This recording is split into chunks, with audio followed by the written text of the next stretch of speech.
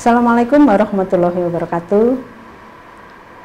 Ketemu lagi atau pertama kali ketemu di dalam mata kuliah teori dan praktek siaran televisi. Perkenalkan, saya Eka Rini Handayani. Sebetulnya saya di sini hanya ingin sharing ilmu aja tentang dunia pertelevisian. Nanti selanjutnya kita akan lanjut komunikasi kita melalui WA group ya. Jadi nanti ada sesuatu bisa ditanyakan atau mungkin ada yang mau japri saya, silahkan, tapi jangan lupa sebutkan dulu nama Anda. Oke, next Mbak. Nah, kontrak perkuliahan kita nanti 3 SKS. Kemudian dalam mata kuliah ini diharapkan mahasiswa dapat memahami bagaimana sih proses produksi siaran televisi itu, yang berorientasi pada pengembangan SDM mahasiswa, baik di lingkungan kampus maupun di lingkungan masing-masing. Oke, next. Nah, mahasiswa KKI di dalam praktek teori televisi ini diproyeksikan nanti menjadi seorang think tank atau penggagas ide. Maka dia harus bisa memenuhi kompetensi sebagai seorang produser ataupun sutradara. Penggagas ide itu adalah dia harus mampu memilih bagaimana sih konten yang bagus, bagaimana sih materi yang pantas untuk diangkat. Oh, misalnya diwajibkan untuk mengangkat suatu tema tertentu, misalnya tema-tema budaya, tema-tema agama. Dia harus pandai, dia harus jeli. Oh, berarti ini yang menarik. Pilih yang menurut Anda itu menarik dan kiranya diperlukan oleh masyarakat umum. Nah, di sini juga perlu nanti bagaimana kalian itu mengolah data, mencari data, kemudian merumuskan atau membuat kesimpulan atau mungkin mengkolaborasikan antara data-data yang ada nanti menjadi sebuah konten yang ingin kalian sampaikan melalui audiovisual. Oke, next. Ya. Kenapa sih harus menjadi produser televisi? Produser televisi ini adalah istilah kerennya mungkin sinematografer ya. Karena dia akan memegang peranan yang sangat penting terhadap mulusnya jalannya sebuah produksi acara. Dia harus mampu membuat keputusan keuangan. Seorang produser itu nanti dia harus membuat anggaran, besarnya itu berapa. Nanti kalau di dalam tim itu barangkali nanti iurannya harus berapa. Apa yang harus kalian keluarkan anggarannya, misalnya untuk sewa alat, untuk bensin, konsumsi, dan sebagainya ya. Itu kalau sederhananya di dalam sebuah praktek. Kemudian harus menyelesaikan tugas-tugas penulisan. Nanti mungkin produser itu harus bisa menyampaikan idenya kepada seorang penulis naskah. Penulis naskah itu harus bisa menuangkan ide-ide produser itu ke dalam sebuah naskah. Naskah itu nanti akan menjadi panduan semua kerabat kerja yang terlibat maupun artis itu untuk menjalankan produksi tersebut. Maka dari itu seorang produser itu disebut juga sebagai showrunner. Jadi dia itu harus tahu dari awal sampai akhir, dia itu mengikuti terus jalannya proses produksi. Kemudian dia harus mengembangkan konsep, menugaskan kepada kru, membantu kinerja penulis, membimbing kru dalam produksi, dan membuat keputusan casting. Yang disebut keputusan casting ini dia mampu menentukan siapa sih narasumber yang pantas, terus siapa sih nanti pengisi acaraku yang pas untuk konten ini, pas untuk materi ini gitu. Jadi itu diperlukan sebuah kejelian dari seorang produser. Kemudian dia harus bisa mengevaluasi keseluruhan proyeknya. Di dalam di situ nanti ketika dia menentukan seorang talent, misalnya MC, dia juga harus tahu MC-nya itu stylenya mau bagaimana ya. Oke, next Mbak.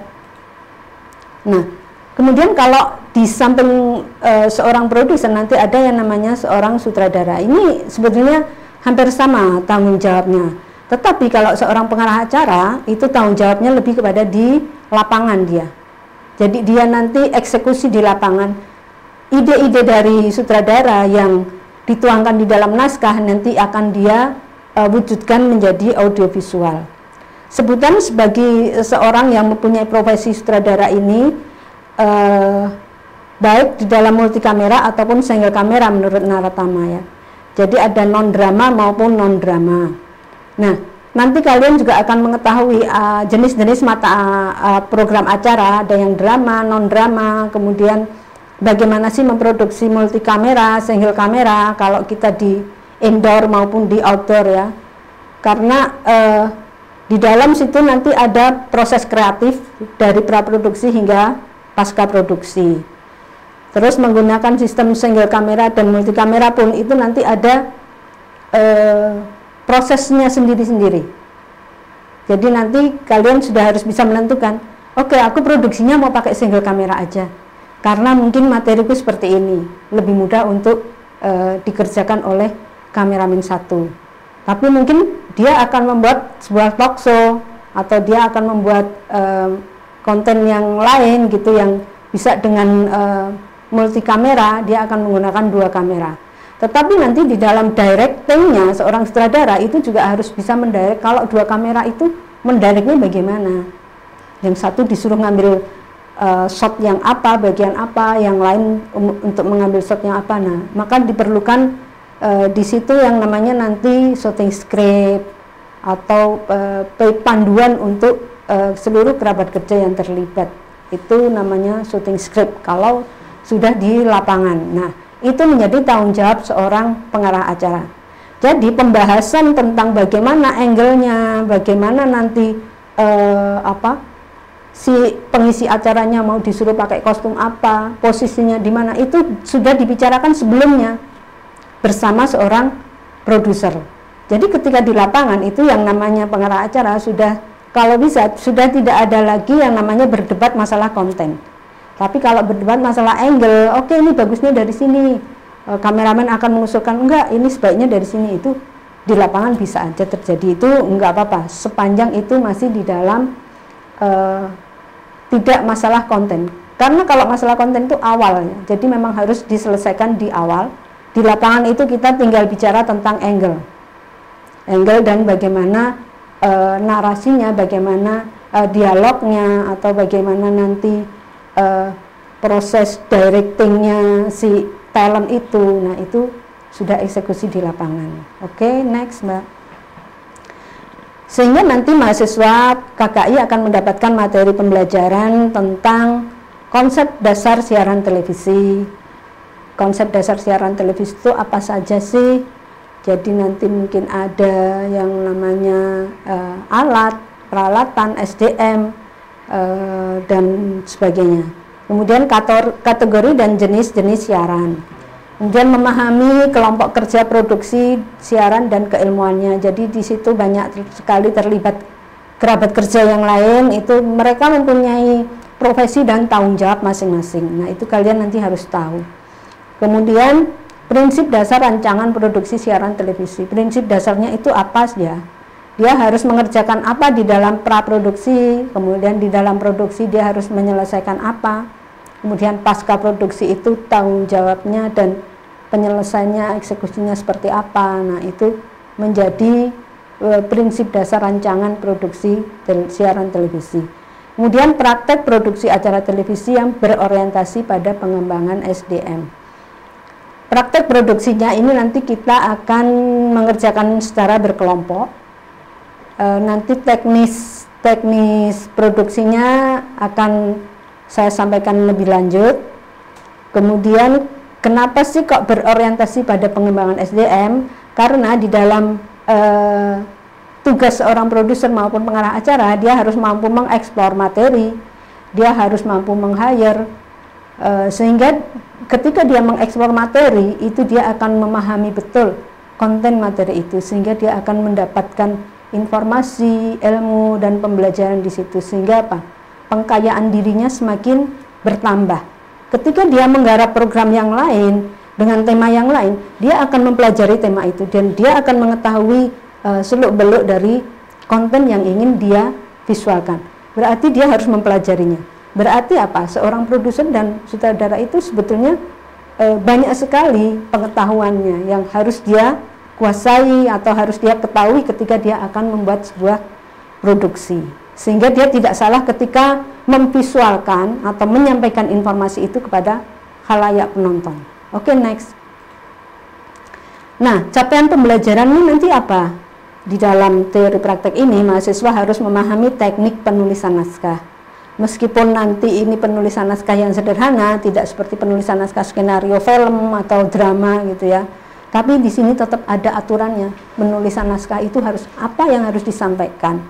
Bagaimana sebuah naskah itu bisa dipahami oleh kerabat kerja, dan kerabat kerja itu paham ketika oke, berarti ini kalau naskahnya bicara begini, berarti aku harus angle-nya harus dari sini, misalnya kalau kameramen.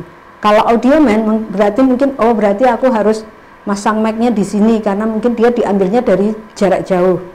Tetapi audionya harus terdengar. Nah, bagaimana ini caranya? Aku harus menggunakan boom mic atau mungkin mic yang wireless. Nah, pemilihan mic, terus lighting itu juga. Nah, dari naskah itulah menjadi panduan kerja sebuah tim produksi. Kemudian teknik produksi acara TV. Teknik produksi ini indoor dan outdoor itu berbeda ya. Di awal tadi sudah saya sampaikan. Ketika kita di outdoor itu kita misalnya menggunakan satu kamera dan dua kamera, itu pun akan berbeda nanti cara meng-hire-nya. Meng-hire teman-teman atau meng-hire kameramennya. Terus nanti sistemnya mau bagaimana, metodenya bagaimana, itu nanti kita bicarakan di mata kuliah yang berikutnya. Kemudian kaidah-kaidah televisi. Ada aturan-aturan yang harus dipenuhi ketika kita membuat program audiovisual yang itu nanti akan ditayangkan melalui layar televisi. Karena apa? Ditonton oleh masyarakat banyak ya. Ada aturan-aturan yang harus dipenuhi oleh seorang kreator atau seorang broadcaster televisi.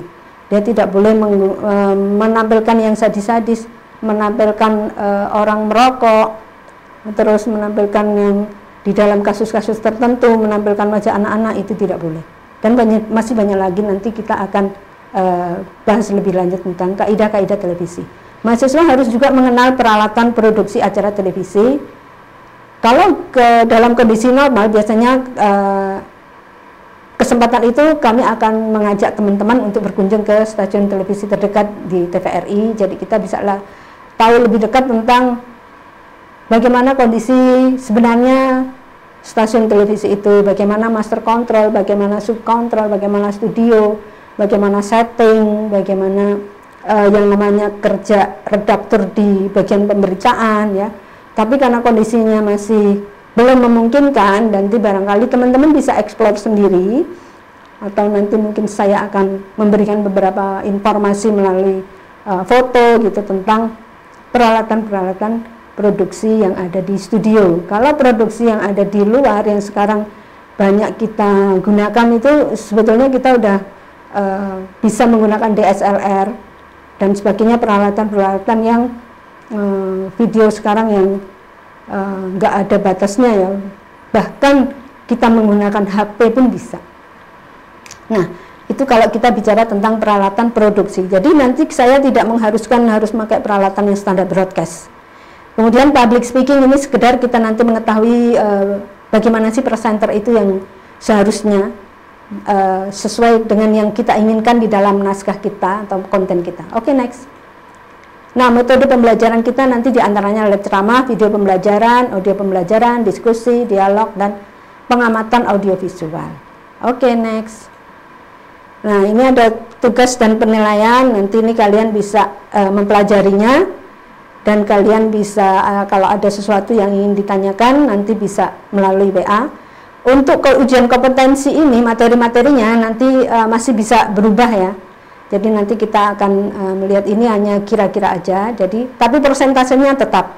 Jadi saya harap nanti kalian bisa memenuhi tugas-tugas yang saya berikan gitu. Jangan lupa mengerjakan pretest. Oke, next. Oke, ini ada referensi beberapa bacaan yang bisa kalian baca, tetapi saya tidak mengharuskan kalian harus membaca buku-buku tertentu karena dalam teori dalam praktek televisi ini harus lebih banyak pada prakteknya. Jadi kalau teori ini sekedar kita mengetahui aja, yang lebih adalah jam terbangnya, bagaimana kita mempraktekannya ya. Jadi ini sekedar bacaan aja. Mau pilih yang mana, sebetulnya isinya sama aja, satu di antara yang lain. Oke, next. Nah, pretest ini nanti kalian bisa kirim di MyClass, sudah ada ketentuannya, harus diselesaikan kapan ya. Ini pretest ada poinnya, sehingga sebisa mungkin ini diselesaikan sesuai waktu yang ditentukan. Oke, demikian. Terima kasih atas perhatiannya. Sekian dari saya. Wassalamualaikum warahmatullahi wabarakatuh.